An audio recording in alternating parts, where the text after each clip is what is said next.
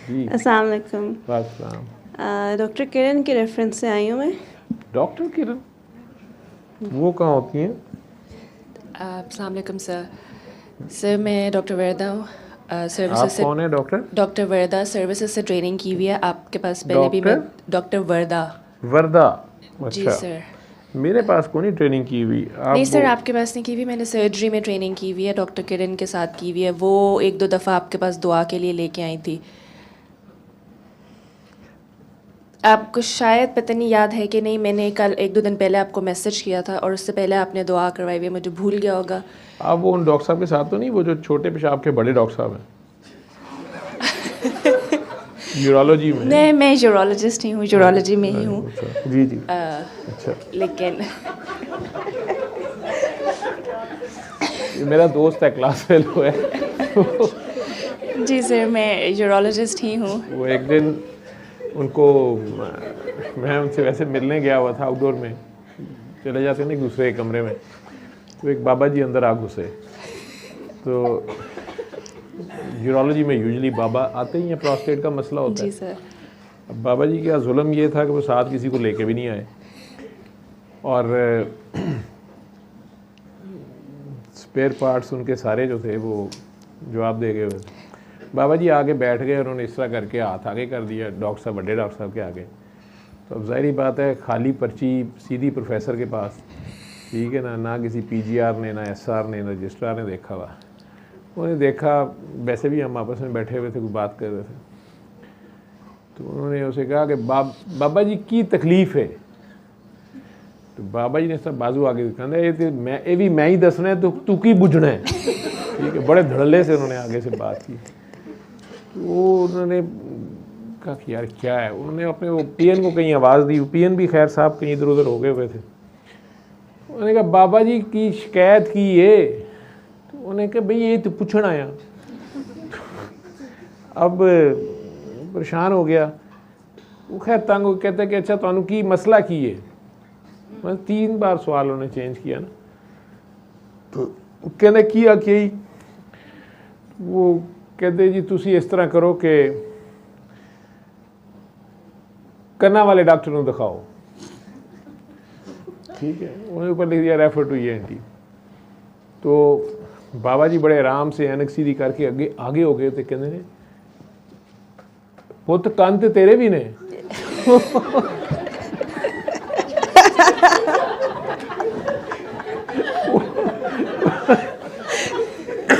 वो शरीफ आदमी रोने वाला हो गया। वो अब बड़े गुस्से में कह रहे हैं मैं कन्ना का डॉक्टर नहीं कहा, ठीक तुसी नक कन गले दे डॉक्टर को दिखाओ। बाबा जी को गुस्सा आ गया, खैर वो भी खड़े हो गए। तो उन्होंने कहा तू कहता डॉक्टर है? वो बड़ी देर चुप रहा, फिर कहने तू कहता डॉक्टर है? तो वो कह रहे मैं छोटे पेशाब का बड़ा डॉक्टर है।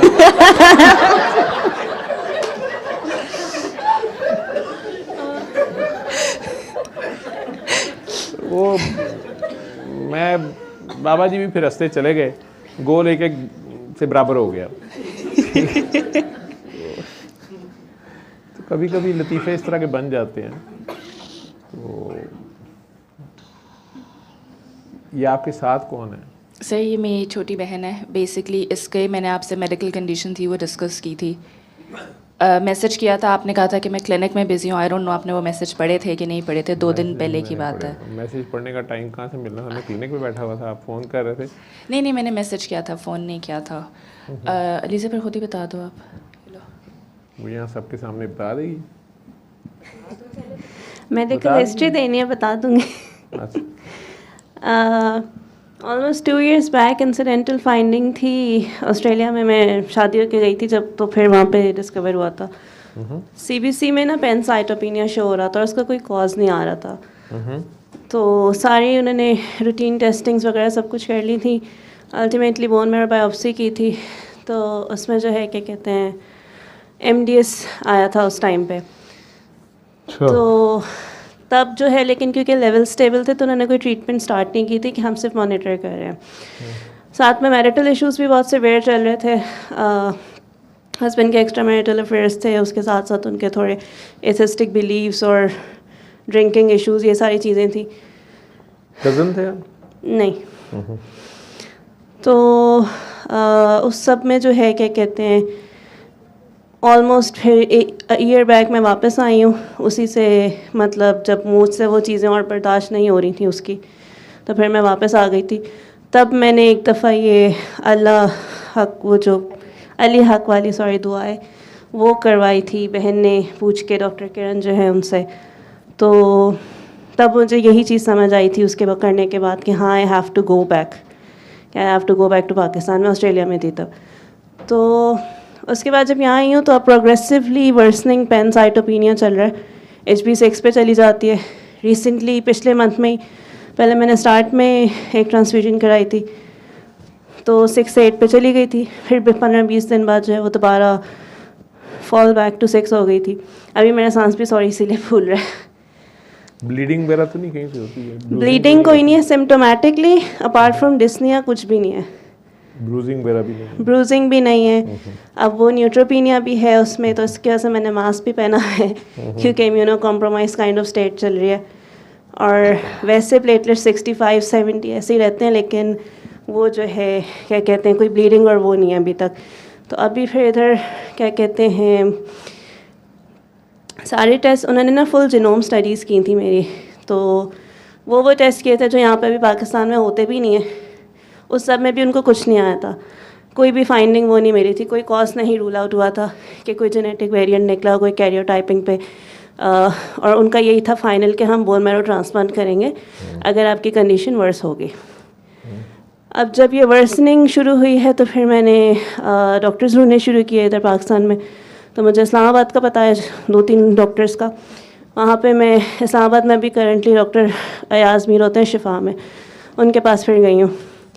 उन्होंने जब पूरा केस स्टडी किया तो उन्होंने एक तो रिपीट मैरो करवाया। रिपीट मैरो में पहले मेरे ब्लास्ट सेल्स थे 7%, अब रिपीट मैरो में वो दोबारा 2 to 3% पे चले गए। वो लोग एक्सपेक्ट कर रहे थे कि जितना आपका पैनसाइटोपिनिया वर्सन हो गया कि आपके तो कोई 14-15 तक होंगे, तो वो MDS IB2 की पिक्चर एक्सपेक्ट कर रहे थे, AML की प्रोग्रेशन की, बट वो नहीं थी, तो वो और उल्टा कन्फ्यूजन में चले गए। और फिर एक टेस्ट जो अभी तक अवेटेड था, जो सबसे पहले ऑस्ट्रेलिया में भी उसका सैंपल ख़राब हो गया, फिनकोनीस एनीमिया का, उन्होंने भी मुझे पूरा साल ट्रेस किया कि आप वापस आके इस टेस्ट का हमें सैंपल दें। ऑब्वियसली मैं नहीं गई थी। फिर जो है सॉरी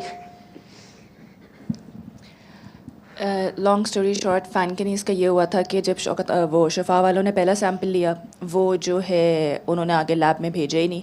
जब दोबारा उनको फॉलो किया तो उन्होंने कहा कि नहीं सॉरी वो सैंपल तो गया ही नहीं है। फिर बाकी जितने टेस्ट हुए थे उन्होंने सीलियाक की टेस्टिंग दोबारा की थी और मैरो जो बोन मैरो थी वो दोबारा किया था, और उसके अंदर वही उस पर जो वो डॉक्टर थे, हेमाटोलॉजिस्ट थे, उनका ये कहना था कि this is not MDS, this is something else. अब वो समथिंग एल्स क्या है, तो he was just waiting for the test. अब वो फैनकनीज़ के टेस्ट का ये हुआ कि वो सैंपल उन्होंने नहीं भेजा। जब 4 वीक्स के बाद उनको पूछा तो उन्होंने कहा कि सॉरी वो तो हमसे भेजा ही नहीं है हमने। दोबारा उन्होंने यहाँ पे उनकी यहाँ पे सेंटर था, दे टुक अनदर सैंपल।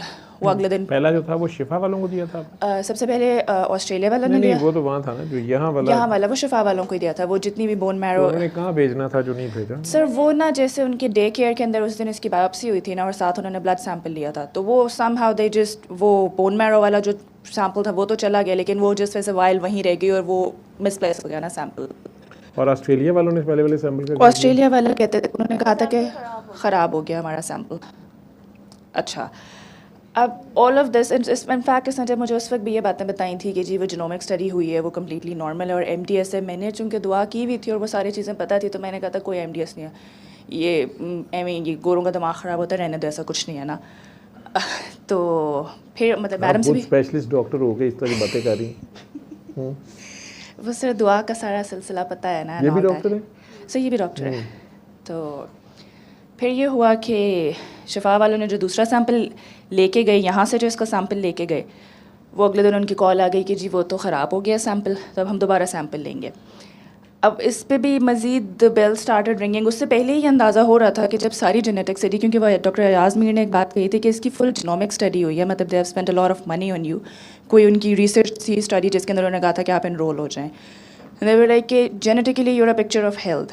अब मुझे बिकॉज ऑफ द दुआ प्रोसेस एंड ऑल दैट ये सारी चीज़ें पता थी कि ये ऐसे नहीं होता है और ऐसे मुँह उठा के नहीं एक दिन चीज़ें हो जाती, मतलब प्रोसेस होता है पूरा। तो मैं तो वही चीज़ बताने की कोशिश कर रही थी, लेकिन वो हर किसी का ज़ाहिर है अपना अपना वो होता है, अपने टाइम पे समझ आनी होती है बात। खैर इसको तो अभी ये भी भूल गया हुआ था कि ये जब पहली बार जब ये ऑस्ट्रेलिया से वापस आई थी, जब ये फंसी थी ज़्यादा मसले में, तो डॉक्टर किरण से मैंने डिस्कस किया था। उन्होंने कहा था इसे कहो अली हक कर ले, जो समझ आए वो कर ले। तो इसको भूल चुका हुआ था कि इसने अली हक किया हुआ है और सुर रहमान भी किया हुआ है। दूसरा एक थोड़ा सा और इसने रेफरेंस नहीं दिया। मेरी मामा को ना बाबा जी ने दुआ कराई हुई है और मेरी मामा बाबा जी की दुआ से ठीक हुई थी। अब पता नहीं सर आपको अभी भी याद आया कि नहीं आया, मैं सर्विसेज में भी 2 बार आपके पास दुआ पे मामा के साथ आ चुकी हूँ। खैर मामा कैसे ठीक हुई थी, क्या हुआ था?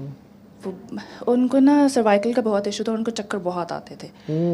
बाबा जी ने बस दुआ करवाई थी और उसके बाद से वो इशू सॉल्व है उनका। तो बाबा जी ने उन्हें कुछ कहा था? बाबा जी ने कहा था कि मैं बताती हूँ क्या कहा था उन्होंने कहा था कि तुम्हारे अंदर तुम्हारा अंदर दुआ है या तुम्हारे अंदर दुआ है तो जाओ काकी अपने बच्चे संभालो। वी आर 6 सिबलिंग्स ना, तो और छोड़ दो बाकी सारी चीज़ें, बस गो मतलब फोकस ऑन योर किड्स। ये बेसिकली बाबा जी का मैसेज था। जो मामा बताती हैं वो यही पता है मुझे। अच्छा, तो कितने बच्चे हैं मामा? हम लोग 6 बहन भाई हैं। तो खैर अब इसका ये हुआ कि वो जब सेकंड सैंपल लेके गए हैं, अब जब उसकी हफ्ते बाद जब उसकी रिपोर्ट आई है, जिस दिन आनी थी उस दिन उन्होंने कहा कि नहीं अभी तो नहीं, अभी हम देख रहे हैं, वी आर ट्रेसिंग इट। अगले दिन फिर कॉल की तो उन्होंने कहा कि हमें प्रिलिमिनरी टेस्टिंग में लग रहा है कि देयर इज़ समथिंग लाइक फैनकनीज़ वाली लग रही है, तो हम दोबारा सैंपल और दोबारा इसको देखेंगे। तो अब वो दैट इज़ अवेटेड। और मैंने फिर जब डॉक्टर किरण से भी जब ये दोबारा वाले का वेटेड था डिस्कस किया था, तो मैडम एक ये बात कह रही थी कि वो अल्लाह ताला नहीं चाह रहे थे कि वो सैंपल जाए, क्यों उसके पीछे पड़े हुए थे। तो मुझे भी जितनी समझ आई वो ये समझ आई है कि जैसे ज़बरदस्ती एक चीज़ निकालने की कोशिश करेंगे, कोई चीज़ निकल क्यों नहीं रही है बीच में से। तो इन्हें आप मेरे पास मेडिकल एक मशवरे के लिए लेके आई हैं या दुआ के लिए आए हैं? मैं तो दुआ के लिए लेके आई हूँ क्योंकि वो किस नीयत से? मैं दुआ की नीयत से आई हूँ क्योंकि मेरा भले प्राइमरी इशू अभी हेल्थ है, उसका बैकग्राउंड इशू मुझे पता है, वो लिंक होके जाके उसी चीज़ से मिलता है कि जो 2 साल हस्बैंड के साथ वो मतलब उसमें इट्स लाइक कि शादी के बाद से ही ना वो एक्स्ट्रा मैरिटल अफेयर्स और उसके पास्ट रिलेशनशिप्स, वो सारी चीज़ें जब सामने आना शुरू हो गई और ऑब्वियस सेपरेशन हो गई या नहीं? अभी सेपरेशन नहीं हुई, सेपरेशन नहीं हुई। मैं सिर्फ आ गई थी लड़ाई वगैरह करके, लेकिन कहीं ना कहीं दिल में ना एक उम्मीद थी कि अल्लाह ताला ने कुछ कर देना है, ठीक कर देंगे अल्लाह ताला किसी तरीके से। तो कभी तो उसको नंगा करी जा रहे सबके सामने।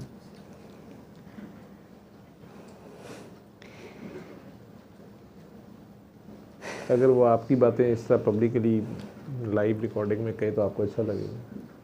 नहीं, स्पेशली अगर आप पैचअप, वो आपसे पैचअप चाह रहा है या आप दोनों पैचअप चाह रहे हो, चलें वो ठीक हो जाता है अचानक 180 डिग्री पे, वो सिर्फ मैरिटल अफेयर में रह जाता है, ठीक है, और मैरिटल अफेयर की इजाज़त है उसको।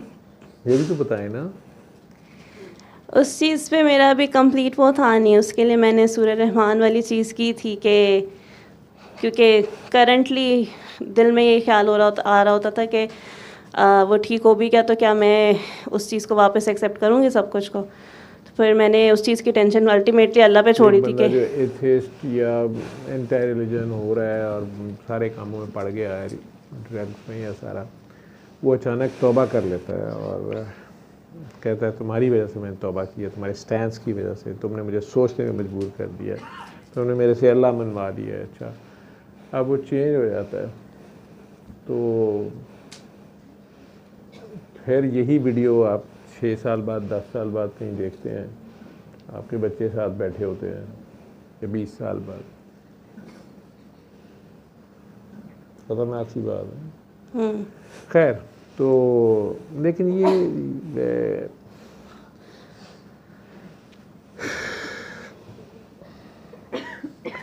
इसके साथ फीवर भी हो रहा है, पैनसाइटोपिनिया के साथ। फीवर नहीं है, आपको पता ही नहीं, एक्सीडेंटली पता चला है कि बेसिकली ना इनफर्टिलिटी का वर्कअप चल रहा था वहाँ पे, तो और उसमें ये मसला आ गया अचानक, उसमें ये आई थी सारे काम है। उससे पहले कभी टेस्ट नहीं कराए थे? उससे पहले वीज़ा के लिए भी हुए थे टेस्ट, तब भी नॉर्मल था। कभी एक आध दफ़ा जैसे ओकेजनली हॉस्पिटल में जॉब टाइम पे करा लेते होते हैं, वो सब भी नॉर्मल ही आए थे हमेशा। तो कभी इसलिए ट्रिगर नहीं हुआ इस चीज़ का कोई। तो आपके ख्याल में आपकी वो जो स्ट्रेस है उसकी वजह से ऐसे हो गया? मेरा ये ख्याल है कि वैसे आप माफ़ ही नहीं कर पा रहे। नहीं किया अभी तक, करती हूँ फिर वापस चले जाते हैं। वो बेचारा तो बात की बात है, जिसने ये शादी कराई है, जिसने इस शादी पे मजबूर किया है, जिसने इस शादी के लिए कहा कि नहीं तुम करो, तो उसको नहीं माफ़ कर रही हैं आप। वो भी मुझे आज मैडम से चीज़ पता चली थी कि वो भी करना है, उनको भी माफ़ करना है जो सारे उसमें इन्वॉल्व हैं। उन्हीं को तो माफ़ करना है। ये स्टेम सेल उन्हीं के तो हैं जो उड़ा दिए हैं आपने। Getting my point? डॉक्टर हो ना, तो उन्हें दिल से माफ़ करो, इसलिए कि उन्हें दुआ दो दिल से। कोशिश करूँगी अभी, मतलब मैं फुली अपने ऑब्वियसली लिए दो। ये नहीं कह सकती अभी मैं कि अभी के ट्रांसप्लांट अगर करना पड़ गया और मैच भी सिर्फ उन्हीं का हुआ, उन्हीं से लेके लगाने हैं ना सर। अभी तक तो उन्होंने सिबलिंग्स का कहा था।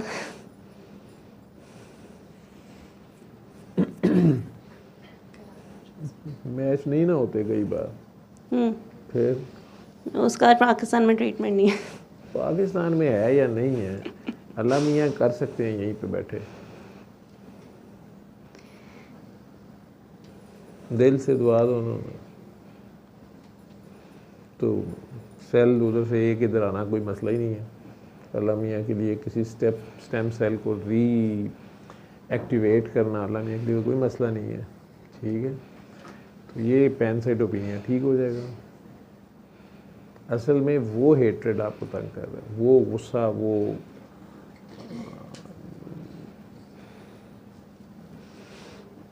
I get it.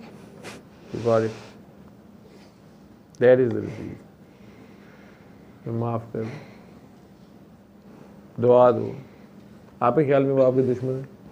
नहीं, आपके ख्याल में उन्होंने जान के ऐसा फैसला किया? बिल्कुल भी नहीं। उन्होंने आपको कोई सबक सिखाने के लिए फैसला किया? उन्होंने वो किया जो उनको उस टाइम पे बेस्ट नज़र आ रहा था। आपने कोई और ऑप्शन दी थी? नहीं। आपके पास कोई और चॉइस थी?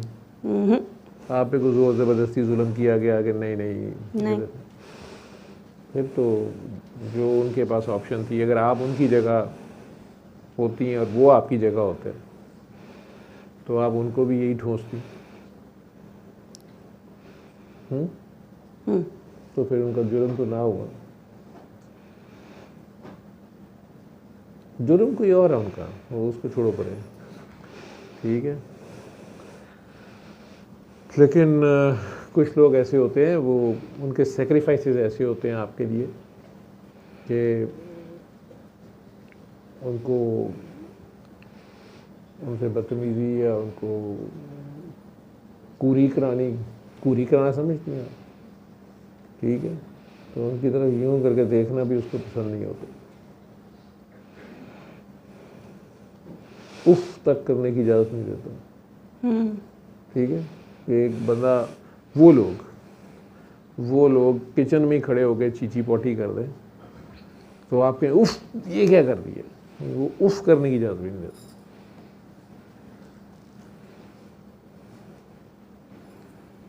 क्या ख्याल है? उनके लिए दुआ कर सकती हो? कर लूँगी। कर लूँगी, दिल से दुआ दूँगी। प्यार भेजना उन्हें, फ्लाइंग किसी से भेजना। आप खुद ही कह रहे हो कि उन्होंने कुछ भी डिलिबरेट नहीं किया, उन्होंने अपनी तरफ से बेस्ट ऑप्शन, बेस्ट डिसीजन दिया और आपका कंसेंट उसमें शामिल था। आगे से ये रिजल्ट निकल आया, ठीक है। हाँ, कोशिश करनी चाहिए, आप जितना भी पता करा लें, ठीक। मैं इसीलिए पाकिस्तान से बाहर के रिश्तों के ख़िलाफ़ होता हूँ। बाहर पता कराना बहुत मुश्किल, यहाँ ही पता कराना इतना मुश्किल है, तो बाहर से कहाँ से पता कराए।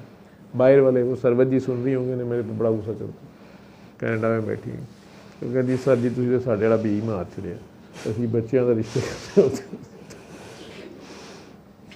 मैं कहता हूँ आप उधर ही अपने मुल्कों में ढूंढ लिया करो, ठीक है ना, आपस में ही मतलब जब सारे जो गए जो हुए हैं वहाँ पे, तो अभी ये जो काकी रो पिट रही थी, जो जिसका था कोई था ना, क्या था,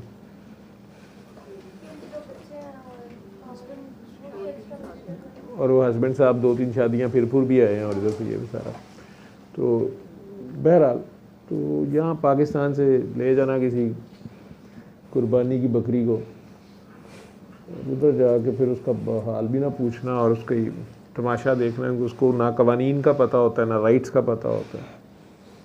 जब तक उस बेचारी को पता चलता है तो फिर वो वहीं की रह जाती है। यहाँ वाले कहते हैं वापस ना आओ, यहाँ पे हमने बताया कि वहाँ बड़ी खुश है, तो डाइवोर्स भी तुमने ले लिया या ले लेनी है तो ले लो, लेकिन तुम इधर ना आना, ताकि इधर तो हम बदनामी हो जाएगी, ये हो जाएगा, वो हो जाएगा।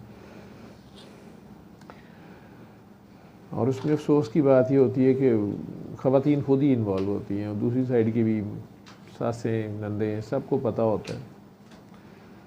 और मैं आज तक सिर्फ एक इंसान, एक मर्द को जानता हूँ जिसका बेटा जो है वो गलत कामों में कुछ पड़ गया। किसी ने कहा कि जवान हो गया, इसी शादी कर लो, उसने कहा खुद कर ले। उन्होंने कहा नहीं आप, ये क्या बात है, कोई कहेगा कि इतने बड़े अफसर का, इतने बड़े बाप का बेटा है और शादी बाप लेके नहीं आया, रिश्ता ये वो। उसने कहा मैं इसके लिए जब भी लड़की देखने निकलूँगा तो मैं ये सोचूंगा कि क्या मैं अपनी बेटी की शादी ऐसे लड़के से कर सकता हूँ, तो मेरे अंदर से ना आती है तो मैं तो इसकी शादी को नहीं करती। ये लेकिन उनकी बेगम ही इस बात पे उनसे नाराज़ और लड़ाई लड़ने पे और उस पर आमादा थी, लेकिन वो बंदा डटा रहा, मैं नहीं करना। बहरा तो ख़वातीन ही दूसरी ख़वातीन का सत्यानाश मार देती हैं, लेकिन वो तो खैर एक अलग बात है। तो जनाब डॉक्टर किरण USA वाली तो नहीं, अमेरिका वाले? अच्छा अच्छा, ठीक। तो वो वहीं पे होती हैं आजकल, राब्ते में हैं फ़ोन पे? वाह जी वाह।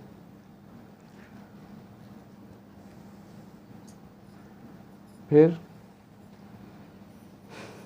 आपने, जब मैं आके बैठा हूँ तो आपने बिस्मिल्लाह वो अल्लाह अल्लाह वाली दुआ हमने की थी शुरू में, वो जी। किया आपने? जी की थी। और फिर एक वो थी दुआ लाजिम है कि हम भी देखेंगे, वो भी दुआ थी। जी, तो आपने दोनों दुआएं की? दोनों की थी। उन दोनों दुआओं में क्या फील किया आपने? जो फर्स्ट वाली थी उसमें अभी एक वो मैं उस कैफियत में पहुंचना चाह रही थी कि it's just me and Allah talking, तो अभी कम्प्लीटली पहुंची नहीं थी, तो वो ख़त्म हो गई थी। जैसे फोकस बनना शुरू हुआ तो वो ख़त्म हो गई। बट जो नेक्स्ट वाली है उसमें इट फेल्ट लाइक कि बस एक समुंदर सा है बहुत बड़ा सा और कुछ भी नहीं है, और इट्स जस्ट मी एंड अल्लाह। तो वो जब ज़रा थोड़ा शोर और उसकी आवाज़ें आई थी तो मैंने उसको यही परसीव किया था कि some people are feeling this at a different level from me, so let's not get distracted with it। और ट्राई की थी कि अपनी वो 3 दफ़ा अल्लाह कह के दुआ कर लूँ, तो it felt good।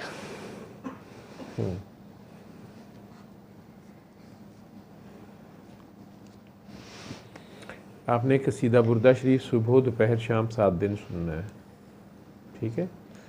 दिल साफ करके, सबको माफ़ करके, अदब से सुनना है। ये आम दुआ नहीं है, ये थोड़ा सा इसमें आपको हद अदब का ख्याल करना पड़ेगा। उसको ऐसे सुनना है, वैसे उनकी गोदी में सर रख लेना, ठीक है? सबको माफ़ करके, उनके सारे उम्मतियों को माफ़ करके, ठीक है? खुद उनको अपना बाबा बना लेना, ठीक?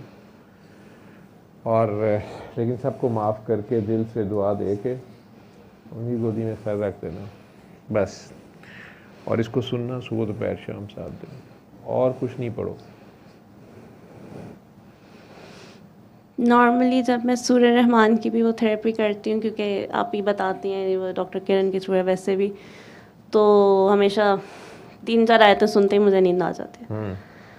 आपने एंड कुछ नहीं करना, सूरह रहमान नहीं सुननी है आपने, ठीक है ना। आपने खुद कोई रिसाइटेशंस करनी है, आपने कसीदा सुनना है और बाद में पानी लेना है और 3 बार अल्लाह करके पानी पी लेना है, और आपने कुछ नहीं करना है, ठीक है। ठीक है। अपनी उम्र के बच्चों वाले काम करो, अपनी उम्र के डॉक्टरों वाले बच्चे काम करो, ठीक। और सारे मसलों के लिए पेश हो जाना, खामन से लेके अपने ज़ाती बीमारी, घर वाले बाहर वाले सब। शिकायतें ना किसी की लगाना, अपनी बात करो कि मुझे बस शिफा दे दे, ठीक है। अगर पूछा भी जाए कि किसने तुम्हारे साथ ये सलूक किया है, कोई पता नहीं होता, कई बार पूछ दिया जाए, ठीक है। तो कहना मैंने अपनी जान पे खुद ही जुल्म किया होगा, किसी और की शिकायत नहीं करना, ठीक है। ठीक है। बस आजिज़ी से पेश हो जाना और कुछ नहीं करना आपको। वो सबको माफ़ करने में खुद को भी करना होगा? खुद को तो सबसे पहले करना है। वो नहीं होता।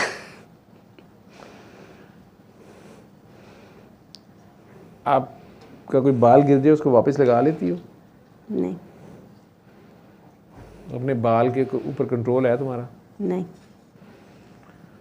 तुम्हारे इख्तियार में क्या है? कुछ भी नहीं। तो फिर तुम अपने आप किस चक्कर में नहीं माफ़ कर रहे?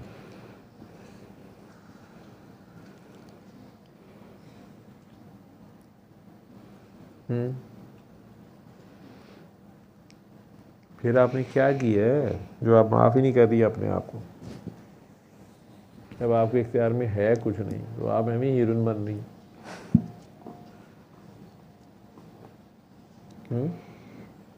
अपने आप से प्यार करो ना, अपने आप से दुश्मनी नहीं करो, अपने आप से प्यार करो।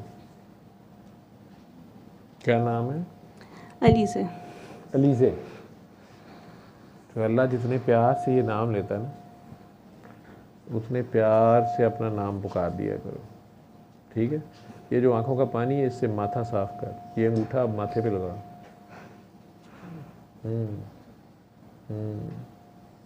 ये माथा साफ कर ले।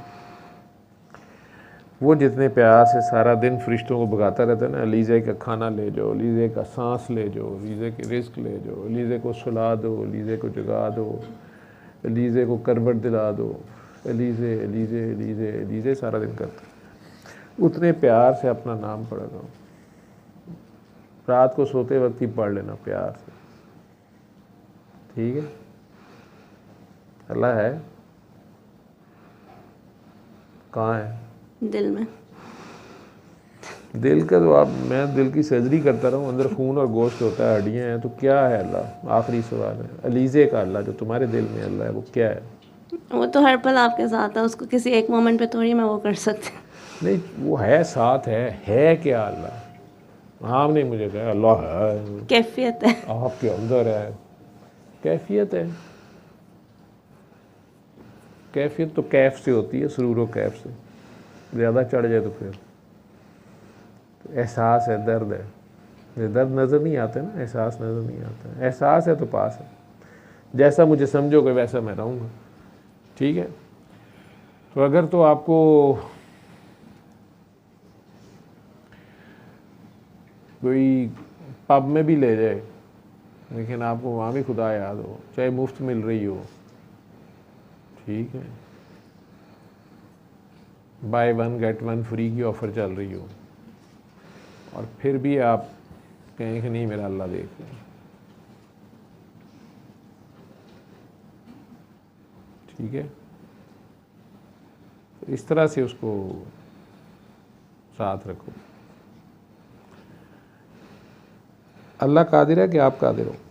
अल्लाह। तो उसकी मर्ज़ी के सिवा कुछ हो सकता है? उसकी मर्ज़ी के सिवा कुछ हो सकता है? नहीं।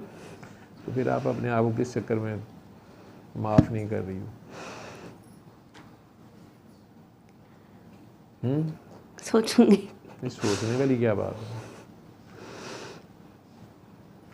अल्लाह ने अपनी जान पे जुल्म करने से मना किया, क्योंकि ये जान भी आपकी नहीं है ना, ये भी उसको वापस करनी है, हर शय उसको वापस करनी है, ये जिस्म उसी हालत में वापस करना है जैसे उसने बनाया, ठीक है। इसलिए उस दिन क़यामत वाले दिन लोगों के जिस्म कटे फटे होंगे, क्योंकि जिस तरह की उन्होंने हरकतें की होंगी उस तरह उनकी वो चीज़ें उड़ गई होंगी, काली हो गई होंगी, गैंग्रीनस हो गई होंगी, जहाँ जहाँ से नेगेटिविटी आ गई होगी, करंट जहाँ से उड़ गया, पॉजिटिव चार्ज ख़त्म हो गया, नेगेटिव रह गया, तो वो नज़र नहीं आ रहा होगा उस वक्त वहाँ पे। तो सीधी सीधी गवाही ऑटोमेटिकली, एक हाथ अगर उसकी उंगलियाँ नहीं हैं तो पता होगा कि क्यों गई हैं उंगलियाँ, पैरों की उंगलियाँ क्यों नहीं, आँखें क्यों हैं इसकी, ठीक है, आँखें क्यों गायब हैं इसकी, या ये काना क्यों है, एक आँख क्यों नहीं है इसकी और एक आँख है, डिफॉर्म्ड क्यों है इसकी लेफ़्ट साइड सारी उड़ी क्यों हुई है, वो सारा कुछ उस दिन डी कोड सामने हो जाएगा। कोई लंबी चौड़ी गवाही देने की ज़रूरत ही नहीं होगी, की हवाले कर दी जाएगी, उसमें पता चल जाएगा कि वो अच्छा लेफ़्ट साइड जिसकी उड़ी हुई है वो ये वजह, राइट साइड उड़ी हुई है ये वजह। तो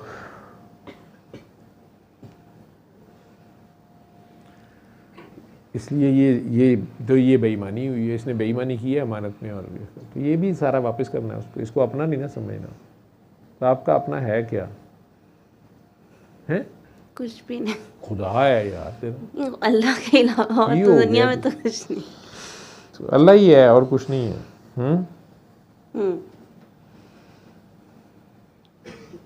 अलीज़े है, अलीज़े से मिलवाओ मुझे, इधर ही है। ये अलीज़े है, ये तो बॉडी है एक, अभी मर जाओगी तो किसी ने नहीं कहना अलीज़े, ने कहना बॉडी लिटा दें, बॉडी नीचे ले जाएं, बॉडी आ गई है जी, बॉडी ने ला दी है, बॉडी दफना दी है, बॉडी कहेंगे, अलीज़े नहीं कहेगा कोई। तो ये तो बॉडी, मट्टी की बॉडी, मट्टी का जिस्म है ना, तो ये मट्टी में चला जाएगा, तो फिर अलीज़े क्या है? क्या है? आप बताएं मुझे। अभी यहाँ मैयत पड़ी होगी, कभी भी उसको नहीं कहेंगे ये डॉक्टर जावेद है, बॉडी। 6 लाशें लाई गई, 10 लाशें लाई गई, 282 नहीं थी, लाशें ही होंगी, बंदे नहीं, इंसानों के नाम नहीं होंगे, ठीक। तो फिर हॉस्पिटल में तो आप खुद, आपको तो डॉक्टर हो, आपको पता है बॉडी चलेगी, ये बॉडी पैक कर दी है, बॉडी रख दी है, बॉडी तो मट्टी की है, वो मट्टी में चली जाएगी। अलीज़े क्या है? उसकी रूह तो अल्लाह की है, अल्लाह कहता है मैंने अपनी रूह फूंकी, उसका हुक्म है, रूह अल्लाह के पास चली जाएगी वापस। तो अलीज़े क्या है? जो उस रूह ने शक्ल इख्तियार की थी दुनिया में। ये जिस्म, बॉडी तो एक लिबास है, उस लिबास, ये पैकिंग है, ठीक है। जैसे अलमारी में कई सूट टंगे हुए हैं, मैं एक ये पहन के आज आ गया हूँ, बाकी टंगे हुए, जब ट्रांसफॉर्मेशन होगी तो वो और सूट होगा, ये वाला इधर रह जाएगा, तो ये तो पैकिंग है इधर। तो फिर अलीज़े क्या है? एम नहीं लामा इकबाल ने किया, ये हज़रत इंसान न जिस्म है न रूह है, बाबा की पढ़ता रहे, की सोचता रहे, पिछू सियालकोटी मुंडा तुरया, ठीक है। गवर्नमेंट कॉलेज दी हवावां लगियां ने उन्होंने प्रोफैसर आर्नल्ड दियां, 9 नवंबर आ रही है ना, मुझे इकबाल याद आ रहा है। और फिर मीर हसन साहब उस्ताद उनके, क्या उस्ताद होगा, उसका नाम भी आज तक आ रहा है। फिर जर्मनी और यूरोप की हवाएं सारी, करतबा स्पेन, लेकिन सारा फिर के, और इतना बड़ा फ़िलासफ़र सारा फिर के कहता है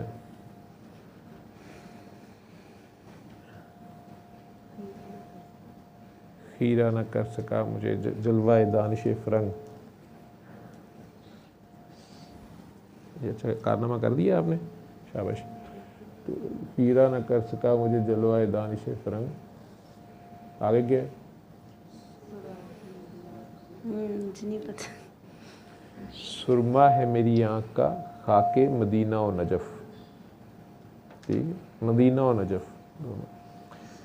हीरा न कर सका मुझे जलवाए दानिश फ़रंग, ठीक है। वैसे नीटशे से लेके गोइटे से लेके और सारों की उसने बड़ा भी है, बल्कि कई लोग इल्ज़ाम लगाते हैं कि उसने उन्हीं की शायरी ट्रांसलेट करके हमें बता दी है। लेकिन जो कुरान को जानते हैं, जिन्होंने कुरान पढ़ा है, उन्हें पता है कि बहुत सारी की सारी उसकी शायरी जो है वो कुरान करीम का ट्रांसलेशन है बेसिक। किधर वॉशरूम जाना है तो इधर ले जाओ। तो वो इकबाल कह रहे हैं कि हज़रत इंसान न जिस्म है न रूह है। फिर हज़रत इंसान है क्या? अलीज़े क्या है? फैसले तो इतने बड़े कर रही है ना, तू अपने आप को माफ़ कर रही है, यानी तुझे अपना आप का पता है। सज़ा तूने पहले लिख दी है, पता अपना है नहीं है। ठीक है। फिर जिन्होंने कोई ज़िंदगी में हेल्प आउट करने की कोशिश की कि तेरे अगली लाइफ के स्टेप्स में, उन्हें भी मुजरिम बनाया हुआ है। ऊपर से तू मौलवी ऐसा है, एक बंदा है वो अपने ज़ाती गुनाह कर रहा है, उस पर भी तुझे एतराज़ है। वो जी एक्स्ट्रा मैरिटल अफेयर है, तुसी मैरिटल अफेयर जे 4 की इजाज़त दियो, क्यों बंदा एक्स्ट्रा जाए? अभी जो काकियाँ मैरिटल अफेयर पे तैयार हुई थी ना, वो नाड़ी दौड़ गई, क्या मतलब निकाल दिया। मैरिटल अफेयर तो सिर्फ मेरे साथ ही हो सकता है। खैर, तो ड्रिंक करता है तो खुद ही लेवर उसका ख़राब होगा, हमें क्या।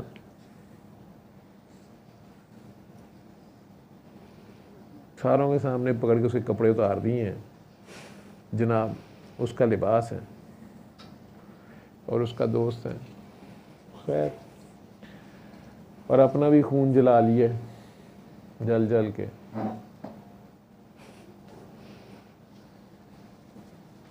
ड्रिंक या ज़ना, फॉर्निकेशन, ये दोनों तो अल्लाह की तरफ से गुनाह है ना। अदरवाइज़ तो अगर मजहबी तौर पे ना हो ये गुनाह, फिर तो आपको कोई मसला नहीं।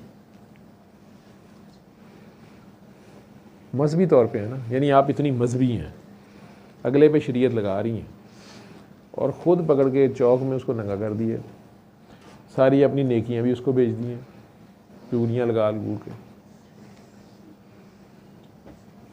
चुगली हो गई ना। कसूर इसका भी है जो तुझे पब्लिक में ले आई है। तुझे भी नहीं समझाया कि मैं कैमरा ऑन होगा, वो बंदा जो आगे बैठा है वो भी बेवकूफ़ है, सबके सामने शुरू हो जाता है।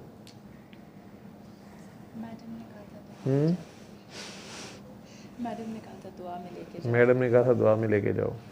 मैडम बहुत जालिम है। आपका क्लिनिक का टाइम दिया था वो दिसंबर का जाके मिला था। मैडम बहुत जालिम है, खुद वो जाके दुनिया के उस कोने में जाके बैठी है जहाँ तक मैं पहुँच ना सकूँ।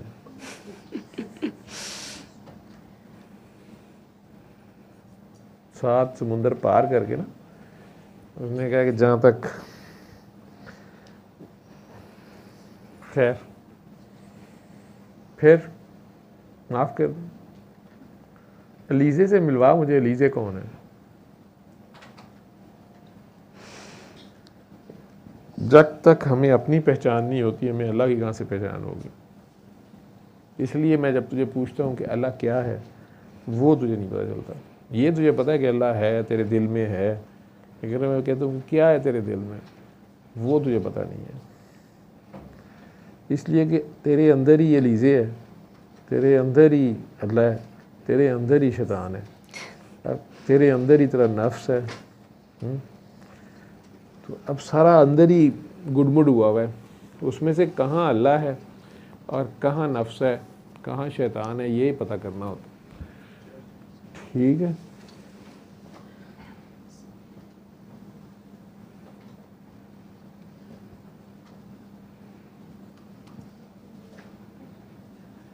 आपकी अम्मा को बाबा जी ने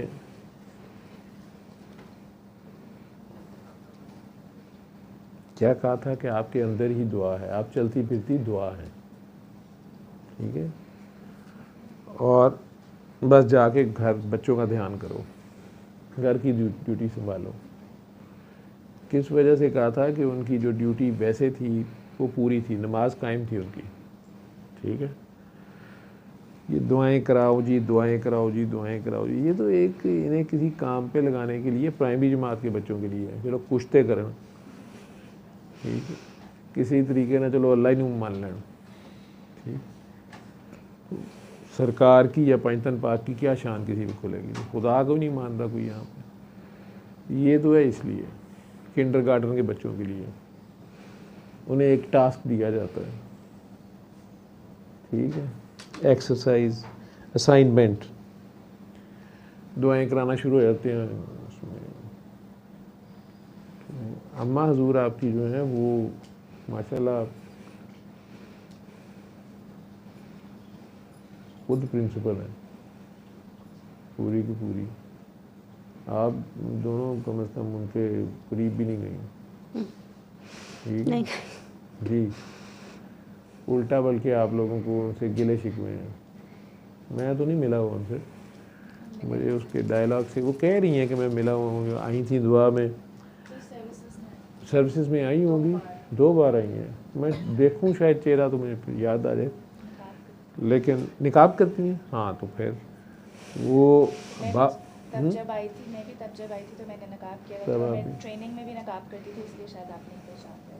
और मैं तेनू जानना, मैं तेनू जान के नहीं पछाणदा पिया ना, तू कोई होर ना ले लें कि मैं फलाने दी वो हाँ, नहीं दी कुछ लगदी, ठीक है।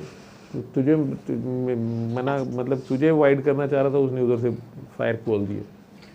तो जो अम्मा हजूर हैं वो 2 बार आई थी, अच्छा, बाबा जी से भी मिली हुई थी, मेरे से भी मिली हुई थी। मैंने उन्हें कहा कि आप तस्बीहां बंद करें, नहीं कहा। तस्बीहां बंद करने कहा होगा क्योंकि उनको फिर सिम्टम्स आ रहे होंगे, कोई उन्हें याद करा दिया होगा कि तुसी जनाब उबले दूध नूं ना उबालो, प्रैक्टिकल करो, ठीक है। लेकिन मैंने उन्हें ये नहीं कहा होगा कि निकाब उतारें, ये करें वो करें, नहीं कहा ना, बाबा जी ने भी नहीं कहा। वो बंदा सीधे अपनी सही ट्रैक पे है, ओरिजिनल ट्रैक पे, जिसकी MA पास हुई हुई है, आगे वो PhD की यूनीफॉर्म पहनता है तो उसका हक बनता है पहनने का, ठीक है। ਇੱਥੇ 5ਵੀਂ ਪਾਸ नहीं तो यूनीफॉर्म इन्होंने PhD ਦਾ ਪਾਇਆ ਹੁੰਦਾ, ਐਵੇਂ ਹੀ ਗਾਊਨ ਪਾਈ ਫਿਰਨਗੇ, ਐਵੇਂ ਹੀ ਟੋਪੀਆਂ ਦੂਜਿਆਂ ਦੀਆਂ ਉਛਾਲੀ ਜਾਣਗੇ, ਠੀਕ ਹੈ। ਇਸ ਵਾਸਤੇ ਉਹਨਾਂ ਨੂੰ ਕਹਿਣਾ ਕਿ ਭਾਜੀ ਰਹਿਣ ਦਿਓ, ਨਾ ਕਰੋ। तो अम्मा हजूर ने मेरे बारे में, उन्हें आज पता है तुम दोनों इधर आई, तुमने मेरे बारे में क्या कहा? बाबा ही से मिली हुई हैं वो। नहीं, वो मेरा इशू था जिस इशू के, वो तब जब हम आए थे वो दोनों बार मेरे इशू के लिए आई थी, वो मेरे साथ आई थी यार सिर्फ। मेरे पास आई थी ना, तेरे इशू के लिए आई थी। जी जी आज इधर आ रही थी ना आप लोग, जी सर। उन्होंने कहा नहीं कि वो की लैंड चलियाँ हो कि वो एम ही बैठा रहता है लड़कियाँ लेकर वो सारा। नहीं, वो तो जब से इसका ये इशू स्टार्ट हुआ है वो तब से ये कही जा रही है, तुमने अभी तक बात नहीं की सर से, टाइम लो, जाओ, जा क्यों नहीं रही हो। तो वो तो मुझे डांट पड़ी होती थी तकरीबन रोज़। यानी उन्हें पता है कि इन्हों जो समझाया तो वही समझाएगा, इन्हें मेरी गल नहीं मनती। हालांकि बाबा जी ने उन्हें कहा भी था कि जा बच्चों का ध्यान कर। असल में सारे इंसान जो है ना बड़े अच्छे जो होते हैं, PhD भी कर जाएं, कहीं ना कहीं आगे रह जाते हैं। हर एक का कोई एक सब्जेक्ट वीक होता है ना, उसमें बस रियायती नंबरों से पास होता है, तो ये उसको आजिज़ भी रखता है, ठीक है। चलो, तो कुछ लोग अल्लाह के ऐसे करीब होते हैं कि उनके बारे में सोच के भी बंदा फंस जाता है।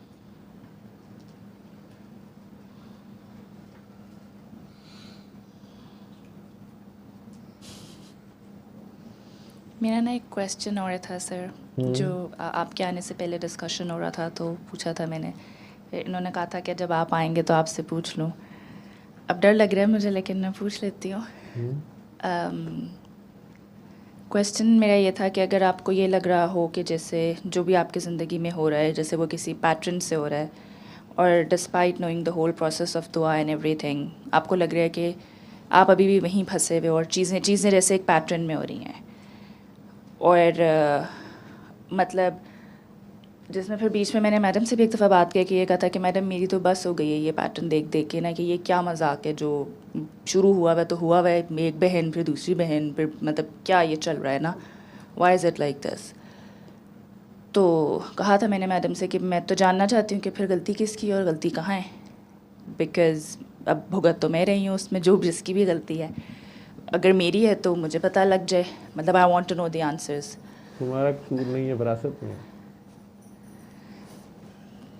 उस पर फिर मैडम ने ये कहा था कि रूट कॉज जान के तुम क्या करोगी, what you need to know is कि what you need to do, मतलब अब तुमने करना क्या है वो चीज़ करो, अपने लिए माफ़ी लेनी है, अपनी जनरेशन्स के लिए माफ़ी लेनी है और मूव ऑन करना है। वो मेरा तो ख़्याल है कि शायद मतलब कोशिश करती हूँ लेने की, लेकिन अभी भी जब वो जो सेकंड वाली जो दुआ हो रही थी, जो फैज़ अहमद फैज़ वाले कलाम वाली, उसमें मुझे बहुत रोना आया था। वो उसमें जब वो जुल्म वाली वो चीज़ आई थी तो वो मुझे लगा था कि शायद वो जालिम मैं हूँ। वो फिर वो मेरे लिए I was internalising that thing कि मैं वो जालिम हूँ, कि वो मतलब कि जब मतलब हम देखेंगे तो मतलब जैसे मुझे लगा था कि जैसे मुझे कहा जा रहा है कि तुमने जिसके साथ जुल्म किया ना, अब देखना, फिर अब बस अब तुम देखना। तो वो मेरे लिए तो वो बहुत ज़्यादा वो पेनफुल थी। ये पिछले दिनों भी मैडम ने एक दुआ का ग्रुप बनाया हुआ है हमारा, चंद एक लोग हैं हम उसमें इसका रेफरेंस उन्होंने इसी वाले कलाम का लगाया था। कुछ को बात हो रही थी उस पर, कोई रील शेयर की थी उन्होंने, तो तब भी मुझे वैसे याद आया, मैंने कहा अच्छा ऐसे ही सुन लेती हूँ लगा के, तो I could not listen to it. और वो इन लाइन्स पे आके आई स्टार्टेड क्राइंग, और मैंने उसे बंद कर दिया, क्योंकि वो मुझे मुसलसल वो ये लगता है कि वो जो कुछ भी हो रहा है I am responsible for that, या वो मैं ही जालिम हूँ जिसने वो जुल्म किया हुआ है। तो ठीक है जो हो रहा है फिर वो ऐसे ही होना था फिर।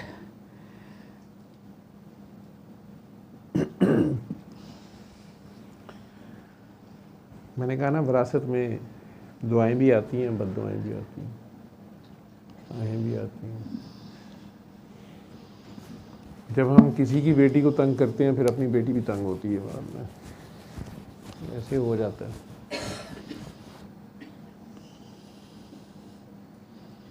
अल्लाह नहीं कहता, मजलूम की आह जो है वो पकड़ लेती है।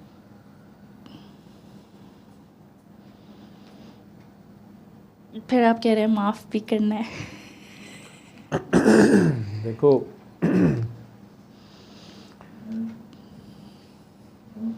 आज से 50 साल पहले या 20 साल पहले कोई अपने किसी दूसरे के साथ उसका क्या मामला थे, वो उसके मामला थे, उनके मामला थे आपस में।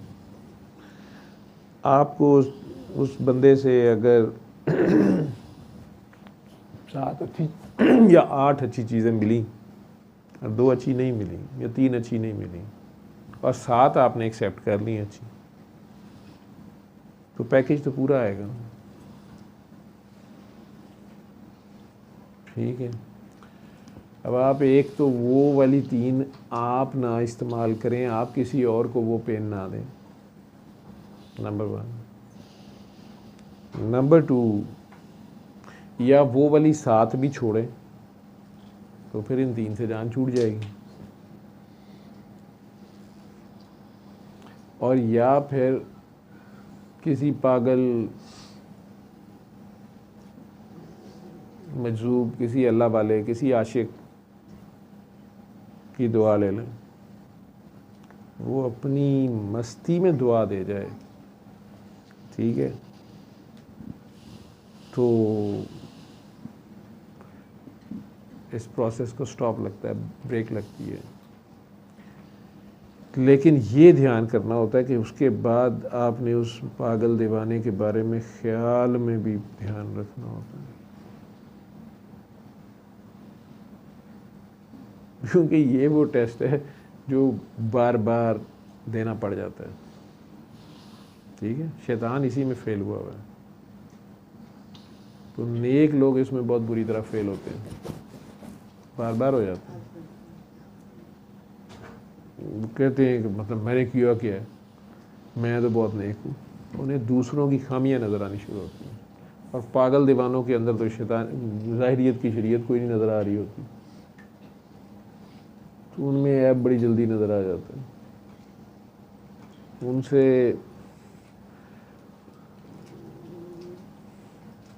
एक बिल्कुल आउट ऑफ दिस वर्ल्ड काम जब फंसे हुए हैं, वो करवाना तो बड़ा मज़ा आता है, ठीक है। ATM मशीन की तरह उन्हें यूज़ करना तो बड़ा मज़ा आता है, लेकिन जो ही पेट भरता है, जो ही छतरी बारिश बंद होती है मुश्किलात की, वो छतरी यूज़लेस हो जाती है। वो अल्लाह वाला या वो दीवाना या वो पागल, उसका हमारी ज़िंदगी में जगह नहीं बचती फिर, ठीक है। बोझ लगना शुरू होता है, हालांकि वो कुछ भी नहीं कह रहा होता, वो मिलने भी नहीं आता, लेकिन अगर कोई पूछ ले कि अच्छा आप उनके साथ बैठे हुए थे, वो जो फुटपाथ पे बैठे होते हैं, आप उस दिन उसके बर्गर खिला रही थी, वो शाह जी हैं, उन्होंने दुआ दी थी आपको? नहीं, वो तो वैसे ही मैं कोई नशई था, उसको खिला रही थी। ये तो मैंने खुद खाना काबा में गई ना उम्रे पे, तो मैंने दुआ की, तो मुझे वहीं पता चल गया था मेरी दुआ कबूल हो गई। लेकिन फिर इन नेकों का ये बड़ा मसला होता है, अभी ये बाज नहीं आते, ये कहते नहीं अब अल्लाह ये मुझे इससे अगला दर्जा चाहिए, ये तेरा बंदा ऐसे काम कराता है, ये इसकी तू ऐसे सुनता है, मेरी भी ऐसे सुन। वही दीवाना आके घर बैठ जाता है अजीबो गरीब सी फरमाइश लेके, तो अब तो बिल्कुल जान छुड़ानी है, तो बिल्कुल फजूल आदमी है, ये क्या बात हुई। तो अपनी दुआ का जवाब होता है, अगला टेस्ट आ गया होता है कि अच्छा इस तरह का बनना है, इससे भी बेहतर बनना है, हॉटलाइन पे आना है। तो चलो मैं देखता हूँ मेरे गंदे मंदों से तुम कितना प्यार करते हो, ठीक है।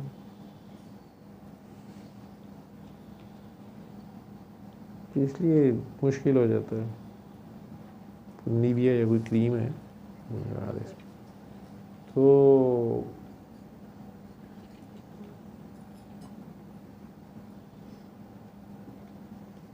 समझ आ रही है कि नहीं आ रही है? आ रही है। चलो शुक्र है आ गई है। ये जो है ना वाई मी वाई, ये बहुत खौफनाक होता है। काफ़ी हद तक निकल गई है, लेकिन फिर कभी कभी जी? एकदम से आती है जी वापस। लगा ये होते हो गया जो तो फिर जी? एकदम, मैंने कहा काफ़ी हद तक निकल गई हुई है ये वाई मी, लेकिन फिर एकदम से आ भी जाती है। आ जाती है, और फिर ये होता है कि अच्छा ठीक है। फिर वो बड़ी मुश्किल से फिर अपने आप को समझाना पड़ता है, वो सारा जो इस प्रोसेस में लर्न किया है।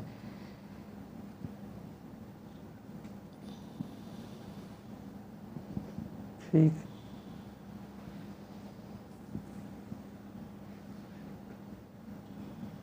मुझे लीजा से मिलवाया नहीं तूने, मैंने उस वक्त से मैं इंतजार कर रहा हूँ।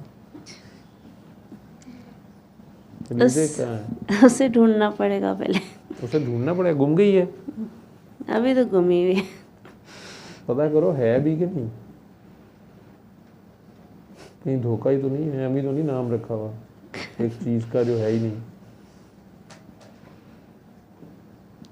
या मिट्टी का नाम रख दिया है।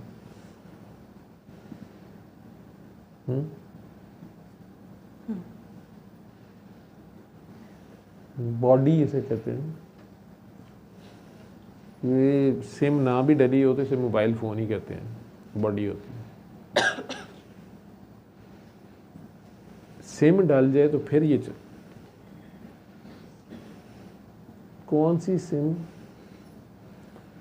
अल्लाह की रूह। वैसे बाकी ये कुछ इसकी ऐप्स बगैर सिम के भी चलती हैं, तो जानवरों की तरह हम जानवरों में ये रूह नहीं है, अल्लाह की रूह नहीं है, ये सिर्फ हज़रत इंसान में। ठीक है यार, ये क्वेश्चन था, मुझे याद आ गया, ये क्वेश्चन था किसी ने किया हुआ, दोनों सो गई हुई हैं। ठीक है, ये क्वेश्चन था किसी ने किया हुआ था कि सर ये बताएं कि अल्लाह कहते हैं कि मैंने अमानत, ये अमानत परिंदों फरिश्तों को, ज़मीनों को, आसमानों को, पहाड़ों को कहा कि ले लो, तो सारों ने इनकार कर दिया। लेकिन हज़रत इंसान बड़ा जालिम और जाहिल है, इसने फट हामी भर ली। तो सर ये अमानत कौन सी है? जिस्म है, रूह है, और पहाड़ों का अलहदा ज़िक्र क्यों है इन ज़मीन के मुकाबले में? ज़मीन और पहाड़ और आसमान अलहदा है। इस तरह करके क्वेश्चन था। या फिर वो फॉरवर्ड ग्रुप में फॉरवर्ड ही नहीं हुआ? हाँ जी, अच्छा ग्रुप में नहीं आया हुआ, वो उस बंदे ने तो बेचारे दोबारा भेज दिया होगा जी तुसी सवाल नहीं। अच्छा वो मैं जी सॉरी, दादा साहब ने अपनी किताब में इसका जिक्र किया हुआ है? दे माइक ने दे माइक ने जी जी बताएं। सर मैंने अभी पूरी पढ़ी नहीं है, चलो, जहाँ लेकिन जिक्र है, शुरू हमें के भी चैप्टर में उन्होंने इसका जिक्र किया हुआ है। और बल्कि जो आप आयत का तर्जुमा बता रहे हैं उसमें वो उन्होंने इस चीज़ की करेक्शन की हुई है, जितनी मुझे समझ आई है कि अब बताना वो ये चाह रहे हैं कि इंसान में ये कैपेसिटी थी तो उसने ये एक्सेप्ट किया है, मतलब जल्दबाजी और जाहिलियत में नहीं किया। उन्होंने इसका तर्जुमा डिफरेंट तरीके से ब्रीफ किया कि ये सिर्फ इंसान, ये जो मट्टी का अल्लाह ताला ने बनाया था जिस्म, उसने इसको एक्सेप्ट किया और पहाड़ और सब ने जो है वो इसको इनकार किया। लेकिन शुरू के चैप्टर में तौहीद वाला जो उनका पहला अभी स्टार्ट है उसमें इसका जिक्र है, अगर किसी ने ये सवाल पूछा तो। अभी बुक बड़ी मुश्किल है, पहला तो मुझे बहुत मुश्किल हुई है पढ़ने में, पहले कुछ तो, लेकिन ये माजूब, हाँ जी, वो कैप्टन वाइस बख्शियाल वाली जी लेनी थी जी, वही लिया। हाँ, वो भी मुश्किल लग रही है। अच्छा थोड़ा सा शुरू में वो फ्लो बनते हुए टाइम लगा, लेकिन मैंने काफ़ी नोट्स बनाए हैं, अभी थोड़ा रुका हुआ है, पढ़नी शुरू नहीं की तो। बाबा उबैद दुरानी पे उनके एक काके थे वली साहब, उन्होंने किताब लिखी हुई है दुर्रे ऐनी, वो जिसको मिले पढ़ लेना। या मैंने अनोखे सच पढ़ी थी, वो बहुत अच्छी थी। अनोखे सच को पढ़ो तलाश के साथ, तलाश मैंने पढ़ ली है मुफ्ती की तलाश, लब्बैक और तलाश पढ़ लो। जी, और तज़किरा गौसिया किताब वो मैंने खरीद के रख ली, एंड अभी पे पढ़ लेना। खरीद के रखी है, लेकिन अभी दासा वाली शुरू की हुई थी तो वो मैंने अभी नहीं शुरू। उसको एंड पे पढ़ लेना। दादा साहब असल में कह रहे हैं कि वो उसका तर्जमा जब आम लोग करते हैं वो यही तर्जमा करते हैं कि इंसान बड़ा जालिम और जाहिल है और इसने फट इसकी हामी भर ली इस अमानत की। अव्वल तो इसके ऊपर बड़ी डिबेट है कि वो अमानत है क्या, ठीक है। कोई कहता है कि कुरान करीम इंसान के सीने में है, कोई कहता है कि रूह की बारे में बात हो रही है, कोई कहता है कि ये खिलाफत जो थी ज़मीन पे अल्लाह का खलीफा होना ये अमानत थी, ठीक। ये अल्लाह ने कहा भी कौन मेरी जगह जो है इधर ड्यूटी करेगा, रिप्लेसमेंट नहीं, और छुट्टी पे जाए कोई। अल्लाह मियाँ तो नहीं छुट्टी पे जाते, लेकिन अल्लाह मियाँ ने गायब होना, तो अल्लाह मियाँ ने कहा पहचानना जो है, जो अल्लाह मियाँ की पहचान का खेल जो भी है, तो इस पर डिबेट है। लेकिन ये आयतें जो हैं इनके ऊपर वाकई मैंने बचपन में भी जब पढ़ी थी, जिस वक्त मुझे सख्त एतराज़ था। मैंने पूछा कि जो भी मुझे पढ़ाने वाले थे, जहाँ से मैंने पढ़ी, जिनसे मैं पूछ सकता जहाँ तक मुझे रसाई थी, वो डांट शांट ही पड़ी। लेकिन मेरा एतराज़ था इस पर बड़ा सख्त कि ये तर्जमा, मतलब ये मीनिंग ये वाकई अल्लाह मियाँ ने कहा है, क्योंकि मुझे फंसता था कि इसमें तो सरकार दो आलम भी आएंगे, तो ये कैसे हो गया कि वो ये नहीं है, मैं नहीं मानता, ये कुछ और ही बात है, ये समझ नहीं है इन्हें। बड़ा देर बाद मुझे समझ आई कि कुछ ट्रांसलेशंस जो हैं वो अरबी में, अरबी वाला शायद हमें बेहतर समझा दे जो अरबी ज़ुबानदान हो, लेकिन हमारे अपने लोग जब इंडो पाक में करते हैं ट्रांसलेशन, इंग्लिश कई बार मैं उसी की इंग्लिश ट्रांसलेशन पढ़ता हूँ, ज़्यादा अच्छी समझ आ जाती है। फिर ये बात क्या है, तो ये सुई बड़े साल फंसी रही, तो दाता साहब ने निकाली मेरी, ठीक है, क्योंकि असल तो वो तारीफ़ बयान हो रही है। वो हिंट मुझे ये मिला कि जिस तरह माँ कहती है ना उसके बच्चे सारे होते हैं, तो उसमें से एक बच्चा माँ के साथ बहुत अटैच होता है, ठीक है, चाहे छोटा होता है। माँ कहती है भाई ये काम कौन छत से चारपाई उतार के रहे, माँ मैं लेके आता, ठीक है। वो कहते जल्दबाज नहीं है, मतलब ये फौरी फर्मा बरदार है कि यस सर लब्बैक कहने वाला है, मतलब कि बस हुक्म है तो बस ठीक है आपने कहा तो। और दूसरा ये कि जल्दबाज भी है, और दो लफ्ज़ हैं, जालिम है, अपनी जान पे जुल्म करने वाला ना, तो यानी एक बहुत बड़ी जिम्मेदारी उसने उठा लेनी, उसके लिए वो लफ्ज़ की बजाय थोड़ा सा कोई उसकी ट्रांसलेशन इस किस्म की होनी चाहिए कि बहरहाल ये जिस तरह माँ बड़े प्यार से तारीफ़ करते हुए कहती है कि ये तो दिन देखता है ना रात देखता है, ये तो बस मेरे लिए तड़प उठता है, चाहे ये उठती है, ये मेरे लिए तो बस ये खुद इससे उठा जाए ना उठा जाए, ये उठा सकती हो ये चीज़, ये काम कर सकती हो नहीं, लेकिन मेरी खातिर ये करती है। तो वो एग्जैक्टली यही डू एग्री कि मुझे उसकी यही समझ आती है। तो अमानत वो है क्या? अमानत वो कुरान भी है, अमानत वो खिलाफत भी है, अमानत वो सारा पार्ट है उसी का। तो वो रूह भी है, अल्लाह की रूह। तो अल्लाह ने छुपना था जिस तरीके से भी छुपना था, जो भी छुपना था। और रूह के बारे में कहा गया कि बस इसके बारे में बस इतनी बात ही करो कि ये अल्लाह का हुक्म है, ठीक है, अल्लाह की मखलूक है ये अल्लाह की एक मखलूक है जो छिपकली की सूरत में कभी कभी नज़र आती है, उधर से इधर को आती हुई। इधर को आ गई है, स्पीड बढ़ी है। मेरी तरफ आ रही है, ठीक है, मेरा तो अक्ल चेक करने आ गई है। तो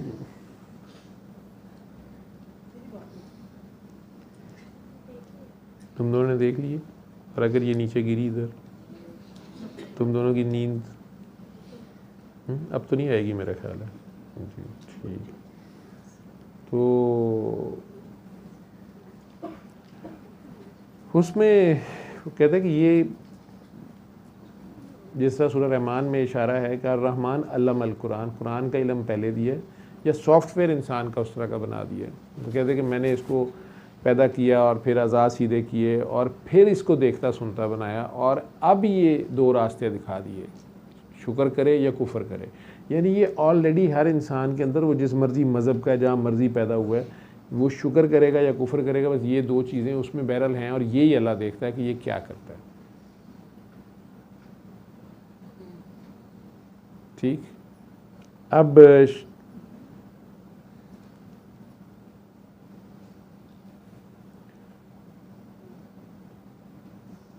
ये उसके अंदर ऑलरेडी बिल्ट इन है, ठीक। उसमें ये अमानत कि वो खलीफातुल्लाह रहे, अपने दर्जे पे रहे, जो दर्जा उसको दिया गया है उस पे रहे, उससे घटिया हरकत ना करे, उससे नीचे ना आए, ठीक है, असफला साफलीन के दर्जे पे ना आए। आम जानवरों वाली हरकतें, उनमें भी ये जान है, लेकिन ये जो रूह है उसके अंदर, ठीक है, उस रूह का पास करे कि वो रूह किसकी रूह है, और उस अमानत को जो उसने उठाया हुआ है। तो मुझे भी ये जो समझ आए उसका अगर उसे एहसास हो तो फिर, और उसको वो यहाँ पाए तो कहाँ गलत हरकत होती है। अगर पता हो कि बड़े साहब ऐसे बैठे ने सवाल ही पर, अगर पता हो, एहसास उसका हो, वो अमानत। और वो अमानत जो उसने कहा कि यार मैं छुपने ही लगा हूँ और तुम ज़रा ड्यूटी करो, ठीक है, लेकिन मैं जब आ जाऊँगा तो कुर्सी मैंने वापस दे दी। वादा कर रहा है कि हाँ जी ठीक है वापस करांगा, ठीक है। तो अल्लाह कुरान में कर रहे हैं ये अपना वादा भूले हुए हैं। अल्लाह ने तो ये कहा था कि मैं छुप जाऊँगा फिर तुम मुझे ढूंढना, ठीक है। तो ये वो वाले शरारती बच्चे हैं कि ढूंढने ही नहीं निकलते। अल्लाह मियाँ छुप छुप के देखते ही जा रहा है कि यार मुझे ढूंढने कोई नहीं आया, कोई मुझे ढूंढ ले, तो कोई नहीं ढूंढ रहा, तो के पास ना टाइम ही नहीं है, ठीक है। मुझे याद है कई बार गांव के बच्चे इतने शरारती होते थे, हम छुट्टियों में जाते थे जब गर्मियों की छुट्टियों में, तो रात को वहाँ पंखा ना बिजली होती थी उस वक्त 70s में, तो रात को खेलते थे, फिर सोना होता था, तो रात को छुपन छुपाई खेलनी होती थी। तो वो जिस वक़्त अगर हमने अपनी तरफ से बड़ी ढूंढ के छुपने की जगह रखनी, शहरी ये बच्चे ऐसी चालाक, तो हमने अगर वो गांव वालों को हमें नाम मिलना ना, उन्होंने चुप करके सो जाना जाके, हम वहाँ छुपे छुपे लक साढ़े दोहरे हुए, ठीक है, कई बार वहीं सो जाना, ठीक है। तो अल्लाह मियाँ को तो नींद भी नहीं आती और हर वक्त यही होता होगा कि नहीं अभी ढूंढ लेंगे, मुझे अभी ढूंढ लेंगे, तो कुर्सी वापस कर देंगे। ये आए चलो कुर्सी नहीं छड़न दे, कुर्सी किसे छड़ देने, ठीक है। एनीवेज, तो अलीज़े मिली पता चली कहाँ है? नहीं पता चली। अल्लाह का पता चला। अल्लाह क्या है? क्या है? अल्लाह सबसे बड़ा है। सबसे बड़ा नहीं, ये तो कंपैरिजन में तो वो आता ही नहीं है ना। कंपैरिजन वाली तो वो चीज़ नहीं है कि उसको ये छोटा है ये बड़ा है। मेरे लिए अगर मैं कहूँ तो अल्लाह सुकून है। सुकून है, बिल्कुल सुकून अल्लाह में मिलता है। ठीक, सुकून भी एक फीलिंग है ना, तो एहसास है। एहसास है तो फिर पास है। ठीक है। यूसुफ अलैहिस्सलाम को उस कमरे में भी एहसास है कि नहीं मेरा अल्लाह है, तो अल्लाह उनके साथ ही रहा। ठीक है। ठीक है पुत्र जी, कुछ नहीं है तुझे? ठीक है। दिल साफ करके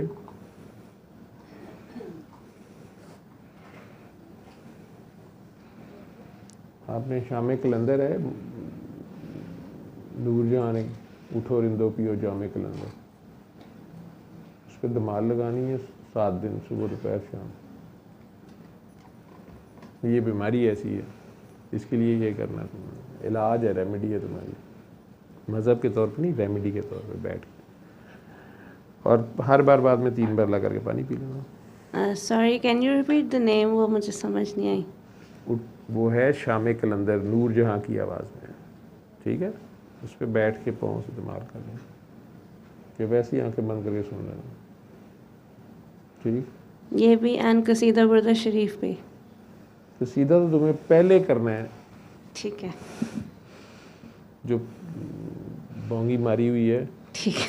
ठीक है। तो सरकार के आगे पेश हो गई। वैसे तुम्हारा उधर ही काम हो जाएगा, वो ही कर लें। चलो, ये मैंने अगला सबक एवं ही दे दिया, क्योंकि तुम लीजे को भी ढूंढने निकल पड़ी थी ना, ज़्यादा डोज हो गई। बस वही ठीक है। ठीक है। ठीक है, वही कर लें 7 दिन। ओके। सबको माफ़ करके और अपने गुनाहों पे फ़ख्र करके उनके पास।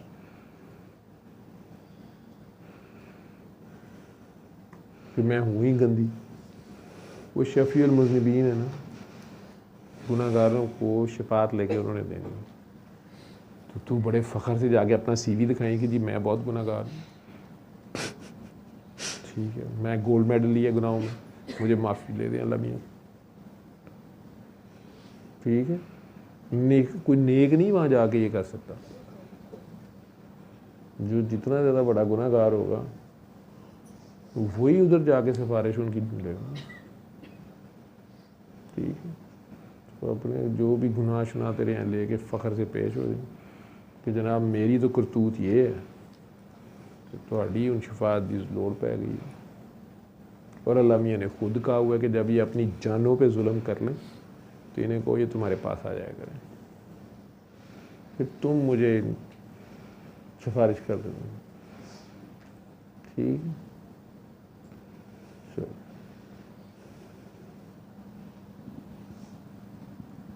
ये तो नहीं पड्डा पड़ जाएगा कि नहीं सिफारिश नहीं मैंने करानी। नहीं मैं करा लूँगी। थोड़े मौलवी बड़े पक्के गए ना अंदर।